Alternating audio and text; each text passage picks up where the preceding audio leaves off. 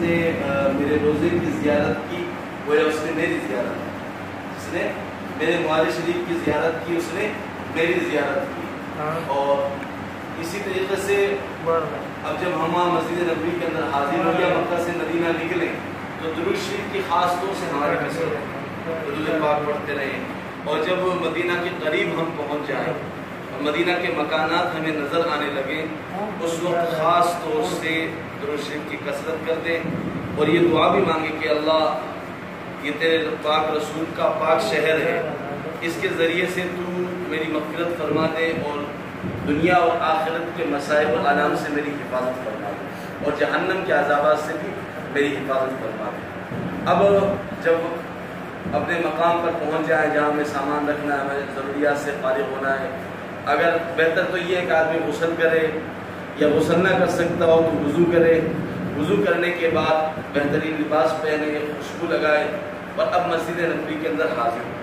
حاضری سے پہلے جو آداب ہیں، سنت ہے مسجد میں، کسی بھی مسجد میں حاضر ہونے کا، بسم اللہ پڑھے، درود شریف پڑھے اور اس کے بعد مسجد میں داخل ہونے کی دعا پڑھے، اعتکاف کی نیت ہے یہ بھی کر رہی ہے۔ جو آداب ہیں مسجد کے، سب سے پہلے بہتر یہ ہے کہ 2 رکعت تحیۃ المسجد پڑھے، 2 رکعت تحیۃ المسجد پڑھے اور اگر جگہ مل جائے ریاض الجنہ کے اندر، اگر وہاں مل جائے تو بہتر ہے وہیں پڑھ لیں، اگر وہاں جگہ نہیں مل رہی تو مسجد نبوی میں جہاں پر بھی موقع ملے 2 رکعت تحیۃ المسجد۔ اس کے بعد اللہ کے رسول صلی اللہ علیہ وسلم کے روزہ اقدس پر حاضر ہو۔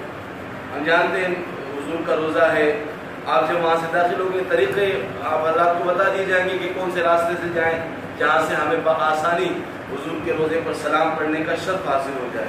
بہرحال حاضر ہو تو جو جالی ہے وہاں الگ الگ دائرے بنا رکھے ہیں، 2 دائرے چھوڑ کر کے ایک بڑا دائرہ ہے، وہاں پر اللہ کے رسول صلی اللہ علیہ وسلم کا روزہ ہے اور حضور کے روزے پر بڑے ادب کے ساتھ، احترام کے ساتھ، خاموشی کے ساتھ اور نظر نیچی جھکائے ہوئے وہاں پر حاضر ہوں اور سب سے پہلے صلاۃ و سلام کا نذرانہ پیش کریں۔ اور ہمارا ایمان ہے کہ جیسے حدیث میں بھی آتا ہے کہ اگر کوئی مسلمان حضور کے روزے کے سامنے سلام پڑھتا ہے تو حضور خود بنفس نفیس سنتے ہیں، اور اگر کہیں دور سے صلاۃ و سلام پڑھتا ہے تو فرشتوں کے ذریعے پہنچا دیا جاتا ہے۔ بلکہ ایک حدیث میں یہ بھی ہے کہ اللہ کے حبیب صلی اللہ علیہ وسلم نے فرمایا کہ جب کوئی ایمان والا بندہ اور بندی میرے روزے پر حاضر ہو کر کے صلاۃ و سلام پڑھتا ہے تو فرشتے مجھے پہنچا دیتے ہیں۔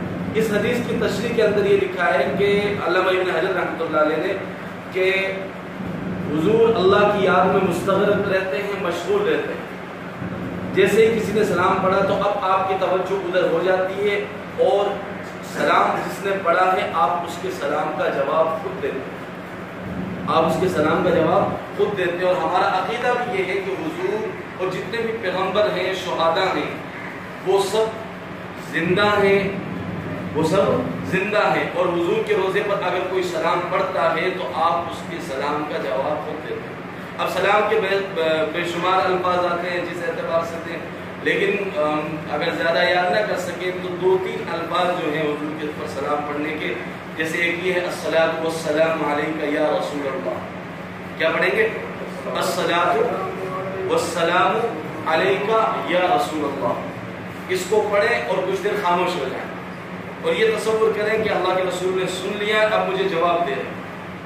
پھر اس کے بعد پڑھیں الصلاۃ والسلام علیک یا حبیب اللہ، الصلاۃ والسلام علیک یا حبیب اللہ، پھر پڑھیں الصلاۃ والسلام علیک یا خیر خلق اللہ، الصلاۃ والسلام علیک یا خیر خلق اللہ، پھر اور پڑھنا چاہیں تو الصلاۃ یا السلام علیک ایھا النبی ورحمۃ اللہ وبرکاتہ۔ یہ مختصر الفاظ ہیں اور اگر اس کے علاوہ بھی کسی کو یاد ہو تو وہ پڑھ سکتا ہے۔ جتنا حضور پر سلام ہم اپنے دل کی حضوری کے ساتھ ہم پڑھیں اور اتنی تیز آواز بھی نہ ہو کہ جیسے چلانے کی آواز ہوتی ہے، شور شغب کی ہو، اتنی آہستہ کی آواز بھی نہ جائے، بلکہ درمیانی آواز ہو جو حضور کے روزے تک پہنچ سکتی ہے، کیونکہ حضور کا ادب بھی ہے، اللہ نے یہ فرمایا بھی ہے کہ حضور کے سامنے بلند آواز سے بات نہ کرو۔ خود قرآن کریم کی آیت بھی ہے یا ایھا الذین آمنوا لا ترفعوا اصواتکم فوق صوت النبی وَلَا تَجْهَرُوا بِالْقَوْلِ، اس طریقے سے یہ آیت بھی ملتی ہے. تو ہمیں نہ تو زیادہ بلند آواز کرنی ہے، نہ زیادہ زور سے بولنا ہے، بلکہ درمیانی آواز سے اللہ کے حبیب صلی اللہ علیہ وسلم پر ہم صلاۃ و سلام کا نذرانہ پیش کریں. اس کے بعد آپ ہی کے داہنی طرف ایک قدم پہلے داہنی طرف حضرت ابوبکر صدیق رضی اللہ عنہ جو اسلام کے خلیفہ اول ہیں، اور ہم سب کا ایمان ہے کہ تمام نبیوں کے بعد سب سے افضل جو شخص ہے وہ حضرت ابوبکر صدیق رضی اللہ عنہ، جو حضور کے خاص یار میں سے ہیں، اور آپ صلی اللہ علیہ وسلم نے ان کے بارے میں یہ فرمایا کہ میں نے سب کے احسان اتار دیے سوائے ابوبکر. تو حضرت ابوبکر رضی اللہ عنہ وہ آپ کے داہنی طرف جو ہے، جہاں حضور پر سلام پڑھ رہے ہیں اس کے ایک قدم داہنی طرف ہم بڑھیں اور وہاں پر بھی ہم ان پر بھی سلام پیش کریں. اور اس کا طریقہ یہ ہے: السلام علیکہ یا خلیفۃ رسول اللہ، السلام علیکہ یا خلیفۃ رسول اللہ صلی اللہ علیہ وسلم. یا اس کے ساتھ ساتھ اگر پڑھنا چاہیں السلام علیکہ یا امیر المؤمنین، اگر یہ الفاظ، ویسے تو امیر المؤمنین کا لفظ تو حضرت عمر فاروق رضی اللہ عنہ کے دور سے شروع ہوا ہے. السلام علیکہ یا صاحب الغار، السلام علیکہ یا صاحب الغار، یہ ہم پڑھ سکتے ہیں. تو یہ سلام جو ہے ہم حضرت ابوبکر صدیق رضی اللہ عنہ پر پڑھیں گے. انہی سے ایک قدم اور دائیں طرف ہم اگر بڑھیں گے تو حضرت عمر فاروق رضی اللہ عنہ جو اسلام کے دوسرے خلیفہ ہیں، اور حضرت ابوبکر رضی اللہ عنہ کے بعد سب سے زیادہ فضیلت یا سب سے زیادہ بلند مرتبہ حضرت عمر فاروق رضی اللہ عنہ. ان کے روزے پہ حاضر ہو کر کے ہم پڑھیں گے السلام علیکہ یا امیر المؤمنین، السلام علیکہ یا امیر المؤمنین، السلام علیکہ یا عزت اسلام والمسلمین. اللہ تعالیٰ نے جو ہے عزت جو دی ہے اسلام کو، وہ حضرت عمر فاروق رضی اللہ عنہ کے ذریعے سے بھی دی ہے. اور حضور نے دعا بھی کی ان کے لیے کہ اللہ جو ہے اسلام کو عزت دے. حضرت عمر فاروق رضی اللہ عنہ کو اور ایک ابو جہل، ان دونوں میں سے کسی ایک کو اسلام کی دولت دے اور اسلام کو عزت دے. اور میری دلی تمنا یہ ہے کہ عمر جو حضرت عمر فاروق رضی اللہ عنہ ہیں، ان کے ذریعے سے تو اسلام کو عزت دے. اور اللہ نے حضور کی دعا کو قبول فرمایا، اور کیا نام ہے، اور اسلام جو پھیلا ہے آپ کے دور کے اندر، اور آپ کا عدل بھی مشہور ہے، آپ کا انصاف بھی مشہور ہے، اور اسلام کو اللہ نے بڑی عزت اور تقویت دی حضرت عمر رضی اللہ عنہ. بہرحال حضرت عمر فاروق رضی اللہ عنہ پر سلام پڑھے، اور پھر اس کے بعد اس روضہ اقدس سے ہٹ کر کے قبلہ کی جانب رخ کر کے، وہاں پر تو چونکہ پیٹھ کا بھی اندیشہ ہے اس لیے دعائیں کرنی ہیں ہاتھ اٹھا کر کے، تو وہاں سے کچھ دور ہٹ کر کے قبلے کی طرف رخ کر کے اللہ سے دعائیں مانگے، اور اپنی اس حاضری پر اللہ کا صد بار شکر بھی ادا کریں، اور خوب آپ جو ہے دعائیں کریں. اور اللہ کے رسول کے روزے پر جب حاضر ہیں تو اپنی دلی جو مرادیں ہیں، دلی تمنائیں، وہ بھی آپ رکھیں. اور یہ تصور بھی انسان کے ذہن میں رہے کہ اللہ کے رسول صلی اللہ علیہ وسلم یہاں آرام فرمائے. آپ جب مدینہ تشریف لائے ہیں، کتنی تکالیفیں برداشت کی ہیں، کتنے مسائل برداشت کیے، اور مدینہ کے اندر رہ کر کے آپ نے اسلام کے نام کو بلند کیا. اس طریقے سے وہاں سے یہ بھی دعائیں کریں کہ اللہ میری جتنی زندگی بچی ہے مجھے بھی اسلام کی نصرت کے لیے، دین کی نصرت و مدد کے لیے قبول فرمائے. بہرحال یہ تو مدینہ شریف کی حاضری کا مسئلہ ہے. اور مدینہ طیبہ مسجد نبوی کے اندر نمازیں پڑھنے کا بڑا مقام ہے، فضیلت ہے. ایک تو نفاق سے بری ہونے کا، اور ایک جہنم سے نجات. اگر 40 نمازیں جماعت کے ساتھ اگر کوئی شخص پڑھ لے، ان میں سے کم 40 نمازیں پڑھنے کی حکومت کی طرف سے مطلب 8 دن ملتے ہیں، اس سے زیادہ ہی ملتے ہیں حج کے ایام، لیکن کم سے کم 40 نمازیں پڑھنے کا 8 دن کے ایام ملتے ہیں.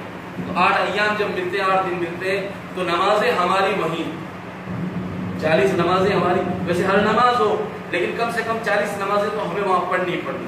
اس کی فضیلت بھی ایک حدیث کے اندر 1000 نماز پڑھنے کا ثواب ہے، اور ایک حدیث کے اندر 50,000 نمازوں کے پڑھنے کا ثواب ہے. اس لیے ہم ہماری نمازیں وہاں پڑھیں. تکبیر اللہ کے ساتھ حادثہ بتا دیتے کہ لوگ کہیں گے محمد پڑھو، فلاں امام. ایسا نہیں. ایک جگہ کی بات ہے، ہم لوگ ٹرین میں سفر کر رہے تھے، ایک کوئی حاجی صاحب تھے بیکانیر کے، تو کہنے لگے کہ آپ مول صاحب ہو. میں نے کہا جی. تو میں حج کر کے آیا ہوں اور میں نے نمازیں وہاں پڑھی حرم کے اندر، مدینہ کے اندر، مکہ مکرمہ کے اندر. اب آنے کے بعد مجھے فلاں کسی صاحب کا نام لیا, کسی مولوی صاحب کا, کہ انہوں نے کہا کہ وہاں تو نمازیں ہوتی نہیں ہے, تم نے نمازیں کیسے پڑھی. وہ بڑے پریشان تھے. پھر انہوں نے کسی کتاب میں پڑھا تھا, پھر کسی مفتی سے معلوم کیا, انہوں نے کہا بالکل ایسا ہی ہے. تو وہ کہہ رہے میرے کو تو ٹینشن ہے, میری نمازیں بھی, تو میں کیا کروں. میں نے کہا بھائی اللہ کا گھر ہے, وہ اللہ کا گھر ہے, بیت اللہ, مسجد نبی حضور کی مسجد ہے. آپ کی مسجد میں وہ امام نہیں رہ سکتا جو آپ کو پسند ہو. آپ کی مسجد میں وہ امام نہیں رہ سکتا جو آپ کو پسند نہ ہو. اور مسجد نبوی حضور کی مسجد, مسجد حرم بیت اللہ جو ہے وہ اللہ کی مسجد ہے, تو وہاں وہ امام کیسے رہ سکتا ہے جو اللہ کو ناپسند. امام نہیں سکتا, وہ تو اللہ کے مقبول بنتے ہیں, ان کی یہ نمازیں ہوتی ہیں. اور پھر بات اہل سنت والجماعت. اہل سنت والجماعت کی تو کیا اور تعریف کیا, اس کو سوچنے کی ضرورت ہے. چاروں اماموں کے ماننے والے وہ اہل سنت والجماعت میں شمار ہوتے ہیں. ٹھیک ہے چند چیزوں کا اختلاف ہے, وہ اپنی جگہ ہے, وہ اختلاف فروعی اختلافات ہوتے ہیں, ان اختلافات کا کوئی ایسا مسئلہ نہیں ہے جس سے نماز نہیں ہے. لہٰذا ہم ہماری نمازوں کو وہاں پڑھیں مسجد کے اندر جماعت کے ساتھ. اگر وہاں جا کر کے ہم یہ شرط حاصل نہ کر سکے تو اس سے بڑی محرومی اور بدقسمتی کی بات کیا ہو سکتی. اس لیے حرم کی نماز کے اندر 1 لاکھ نماز, بیت اللہ کے اندر جو مسجد حرام کے اندر پڑھیں گے وہاں 1 لاکھ نماز کا ثواب ملتا ہے, اور مسجد نبوی کے اندر پڑھیں گے تو ایک حدیث کے مطابق 1000 نماز کا, اور ایک حدیث کے مطابق 50,000 نماز کا ثواب ملتا ہے. تو بہت بڑی فضیلت کی بات ہے. اب ہم اگر وہاں نہ پڑھیں تو یہ ہماری بدقسمتی کہلائے گی, اس لیے نمازوں کا وہاں اہتمام کریں گے. اب اس کے علاوہ میں نے جیسا بھی کہا تھا کہ ایک ریاض الجنہ ہے. ریاض الجنہ جنت کا ٹکڑا ہے. آپ صلی اللہ علیہ وسلم کے روضہ اقدس سے لے کر کے محراب تک یہ بیچ کا ایک حصہ ہے جس کو ریاض الجنہ کہا جاتا ہے. اگر کوئی آدمی وہاں نماز پڑھتا ہے گویا اس نے جنت میں نماز پڑھی. اور حکومت نے ویسے نشانات بھی بنا رکھے, وہاں کی سب بھی الگ طرح کی ہیں, اور اس کے علاوہ الگ الگ نام تو لکھا ہوا ہے. اگر ہم نام نہیں پڑھ سکتے ہیں, پڑھے ہوئے نہیں ہیں, تو کم سے کم اس کی سب جو بنائی ہوئی ہے, جو بچھائی ہوئی ہے, وہ الگ ہی رنگ کی ہے. اس سے بھی پتہ چل جاتا ہے کہ یہ ریاض ہرے کلر کی سب بچھا رکھی, اس سے پتہ چل جائے گا کہ یہ ریاض الجنہ. کم سے کم وہاں 2 رکعت نماز تو ضرور روزانہ پڑھ سکے بہت اچھا, روزانہ نہ پڑھ سکے تو کم سے کم ہمیں ایک بار تو یہ سعادت مل ہی جائے کہ ہم وہاں 2 رکعت نماز پڑھیں. اس کے علاوہ اور بھی بہت ساری اس جگہ کے اندر ہے. صفہ ہے, ایک چبوترا بنا ہوا ہے, ایک چبوترا وہاں بنا ہوا ہے. صفہ اسلام کا پہلا مدرسہ ہے جہاں حضور کے تقریباً کم سے کم 70 صحابہ ہر وقت وہاں رہتے تھے. جو بھی وہی حضور کی نازل ہوتی تھی, حضور پر نازل ہوتی تھی, وہ صحابہ سیکھتے تھے. اور جو لوگ اسلام کے اندر نئے نئے آتے تھے ان لوگوں کو وہ اسلام سکھاتے تھے, دینی احکامات سکھایا کرتے تھے. حضرت ابو ہریرہ رضی اللہ عنہ, بہت سارے صحابہ ہیں جو وہاں مستقل رہا کرتے تھے اور دین اسلام کو سکھایا کرتے تھے. تو اور صحابہ نے چونکہ وہاں قرآن کریم پڑھا ہے, پڑھایا ہے, اس لیے آپ وہاں پر نماز بھی پڑھیں. اور بہتر یہ ہے کہ قرآن کریم زیادہ سے زیادہ جتنے دن وہاں رہیں تو اس جگہ پر بیٹھ کر کے کم سے کم ایک قرآن شریف پڑھے گا تاکہ ہمیں یہ سعادت حاصل ہو جائے. ایک وہاں ایک ستون ہے, ستون ابی لبابہ یا ستون ابو لبابہ کے دو. حضرت ابو لبابہ رضی اللہ عنہ ایک صحابی ہیں, ان سے کوئی غلطی سرزد ہو گئی تھی, تو اس غلطی کا کفارہ ادا کرنے کے لیے یا اس غلطی کی معافی کے لیے, تلافی کے لیے انہوں نے اس ستون سے اپنے آپ کو باندھا اور شاید 50 دن اس